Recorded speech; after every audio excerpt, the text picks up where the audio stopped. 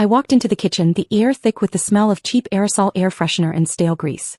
Crystal was standing by the sink, one hand on her hip, the other holding my son's refurbished tablet over a basin of soapy water. Gavin was at her feet, reaching up, his face twisted in silent panic. "This thing is ruining my vibe," Crystal said. Her voice was flat, bored. "I'm trying to film and all I hear is cartoons." She didn't wait for me to speak. She didn't wait for me to move. She just opened her hand. The tablet hit the water with a dull, heavy splash. It didn't sink immediately. It floated for a second, screen up, the bright colors of Gavin's drawing app flickering once before going dark. Then it tilted and slipped beneath the gray foam. That tablet cost $280. It wasn't just a piece of electronics. It was 6 months of Gavin skipping ice cream. It was overtime shifts in a freezer that left my hands cracked and bleeding. It was the only thing he owned that was truly his. "There," Crystal said, wiping her hands on a dish towel. "Now maybe we can have some quiet." She turned back to her ring light, adjusting her hair in the reflection of her phone. She didn't look at me. She didn't look at Gavin. She just dismissed us like we were clutter she'd finally cleared away. The sound of that splash kept replaying in my head.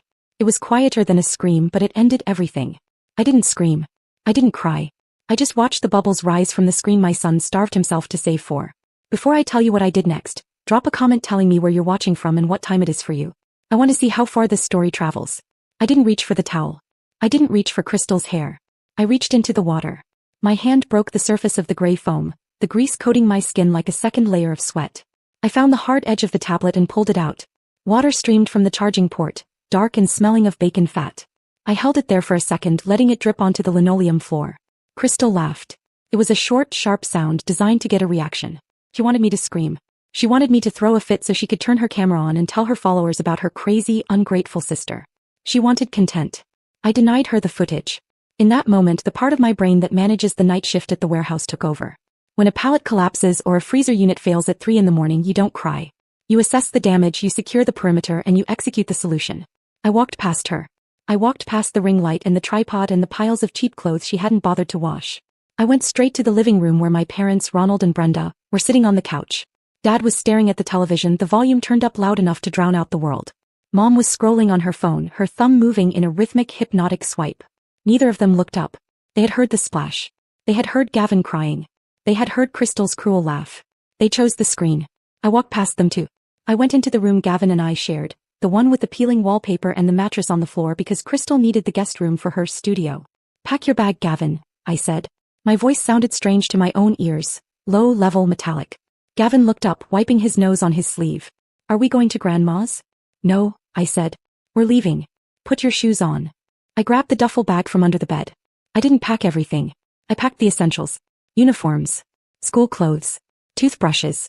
The few toys that Crystal hadn't managed to break or sell yet. I moved with a mechanical precision, folding, stacking, zipping. Crystal appeared in the doorway, leaning against the frame with a glass of wine in her hand. "Oh, don't be such a sullen cow, Cheyenne," she said, taking a sip. "You're always so dramatic. It's just a screen. I did you a favor. He should be reading books anyway. You're raising him to be a zombie." I zipped the bag shut. The sound was loud in the small room. I stood up and slung the strap over my shoulder. I took Gavin's hand. "Where are you going?" Crystal asked, her voice pitching up slightly. "You haven't done the dishes. Mom said you were making dinner." I looked at her. I really looked at her. I saw the desperate need for attention in her eyes, the way she posed even when no camera was on her.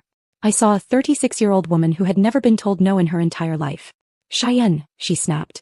"I'm talking to you." I walked through her. I used my shoulder to check her against the doorframe, not hard enough to knock her down, but hard enough to make her spill her wine. "Hey," she shrieked. "Watch it." I walked through the living room. Mom looked up then, finally sensing the shift in atmospheric pressure. "Cheyenne," she asked, her voice vague. "Where are you going with that bag?" I didn't answer. I opened the front door. The heat from outside hit me, heavy and humid, smelling of asphalt and exhaust. It smelled like freedom. "Cheyenne, get back here." Crystal yelled from the hallway. "You can't just leave. Who's going to clean up this mess?" I stepped out onto the porch. I ushered Gavin to the car, buckling him into his booster seat. I threw the bag in the passenger seat. I placed the dripping, ruined tablet on the dashboard. I got in. I locked the doors. I started the engine. As I backed out of the driveway, I saw them. Crystal was in the window, mouth open, shouting something I couldn't hear. Mom was standing behind her, looking confused, waiting for someone to tell her what to feel. Dad hadn't even turned his head from the TV. I put the car in drive and didn't look back. The vibration of the steering wheel against my palms was the only thing keeping me grounded. I drove until the suburban sprawl turned into the flickering neon of the highway exit strip. $280. To Crystal, that amount was a pair of knockoff sneakers or a bar tab she'd stick someone else with. To me, it was math. It was $14 an hour. It was 20 hours of overtime in the deep freeze, where the air is so cold it feels like inhaling broken glass. I looked at the tablet sitting on the dashboard. The screen was black, the casing still slick with soap. That tablet was 6 months of saying no to Gavin when the ice cream truck came by. It was 6 months of skipping my own lunch so I could put $5 in the jar hidden behind the cereal box. It was the only thing I had ever bought him that was brand new, not a hand-me-down, not a thrift store find. It was his ticket to a world where he could draw and create and escape the shouting match that was our daily life. And Crystal had drowned it because she wanted quiet. We checked into the Motel 6 off the interstate. It wasn't luxury, but it had a locking door and no one screaming my name. Gavin sat on the bed, quietly coloring on the back of a receipt with a pen I found in my purse. He was so used to making himself small. I sat in the plastic chair by the window and pulled out my phone. My notifications were already stacking up. Not apologies. Not concerns for where we were sleeping. It was a notification that Crystal was live. I clicked the link. There she was, bathed in the artificial glow of her ring light. She had changed her shirt and reapplied her lip gloss. She was holding a glass of wine, a fresh one, and looking sadly into the camera. It's just really hard, she was saying, her voice trembling with practiced fragility. When you're trying to build an empire, trying to elevate your family, and you have people around you who are just toxic. My sister literally stormed out today because I asked for a little professional courtesy while I was filming. She dragged my nephew out into the night just to make a scene. It's jealousy, guys. It's pure jealousy. Comments were rolling in. Stay strong, queen. Haters gonna hate. You don't need that negative energy. I watched her face. I really watched it. For years, I had looked at Crystal and seen confidence. I had seen someone who felt entitled to the world because she truly believed she was better than us. I had felt small in her shadow. But tonight, sitting in a cheap motel room with clarity cold in my chest, I saw something else. I saw the desperate way she checked her reflection every 3 seconds. I saw the way she clutched that wine glass like a lifeline. It wasn't confidence. It was compensation. Crystal didn't have a job. She didn't have a car in her own name. She didn't have a single asset to call her own. Her entire persona was a costume stitched together from lies and my parents' credit. This is the delusion of the empty wallet.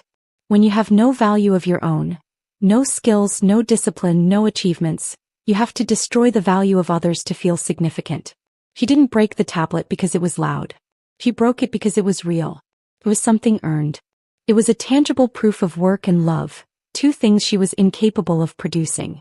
She was a parasite convincing the host that it was an honor to be bled. I closed the app. I didn't feel angry anymore. Anger implies you expect better. I felt clinical. I felt the way I feel when I look at a pallet of expired inventory that needs to be written off. Crystal wasn't a sister. She was a liability. And it was time to audit the books. I didn't leave a comment on Crystal's video. I didn't text mom back. I didn't engage in the public theater they were so desperate to drag me into. Instead, I opened my laptop. The motel Wi-Fi was slow, buffering the connection like it was thinking about quitting, but I was patient. I had spent years managing inventory logs and tracking shipments.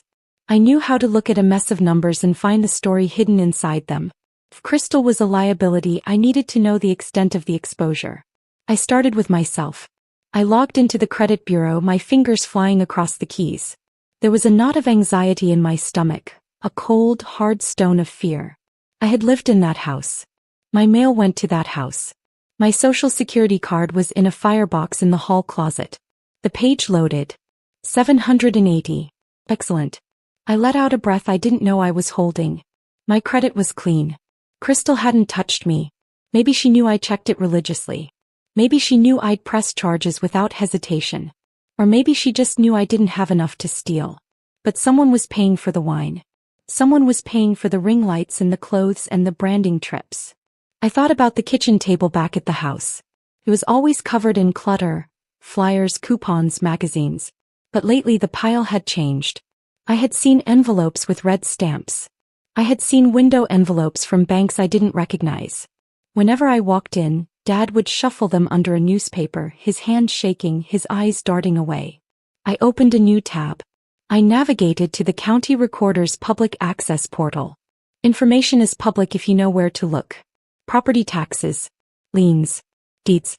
It's all there waiting in the digital archives for someone who cares enough to look. I typed in my father's address. The house I grew up in. The house Dad had paid off 15 years ago. The house he said was his legacy, the only thing he had to leave us. The search results populated. I scrolled past the original deed from 1988. I scrolled past the release of the mortgage from 2005. And then I stopped. There, dated 2 years ago, was a new entry. A lien. I clicked the document. It was a PDF scanned in low resolution, but the numbers were clear enough. It wasn't a small loan. It wasn't a repair loan. It was a home equity line of credit. A HELOC. The amount made the room spin. $195,000. I stared at the screen. That was nearly the entire value of the house. That was every cent of equity my father had built over 40 years of factory shifts and skipped vacations. I looked at the date again. 2 years ago. That was right around the time Crystal moved back in. Right around the time she started her consulting firm. Right around the time Mom started telling me they couldn't afford to fix the air conditioning. I dug deeper. I checked the property tax records. Delinquent. I checked the status of the HELOC provider. It was a predatory lender, the kind that advertises on daytime TV with smiling seniors and fine print that bleeds you dry. This wasn't just bad money management. This was an extraction. I sat in a creaky motel chair, the blue glow of my laptop lighting the room while Gavin slept beside me. I thought I had escaped emotional abuse. But staring at the numbers, I realized this wasn't just cruelty, it was a crime. And I was the only one who had seen it. I returned to the house the next morning, telling myself I was there for Gavin's clothes. I was really there for proof. The house was suffocating. Crystal sat amid shipping boxes complaining about vendors. Mom was at the stove, cold and defensive. I ignored them and went straight to the mail pile Dad always hid. There was a notice of sale from the county sheriff. Foreclosure. 6 weeks. Dad barely reacted. Crystal dismissed it as a mistake. I confronted her with the records. A $195,000 HELOC taken out on the house. Dad hadn't signed it. He hadn't even known how. Crystal admitted she'd handled the paperwork. She'd forged his signature, used his social security number, and spent the money on her fake business. When I called it identity theft, Mom exploded, then confessed she'd given Crystal the information herself. She had sacrificed Dad to protect Crystal's fantasy. When Crystal demanded I take out a loan to fix it, I refused and said I was pressing charges. That's when Dad laughed. He told us the truth. 5 years earlier he had taken out a reverse mortgage. The bank already owned the house.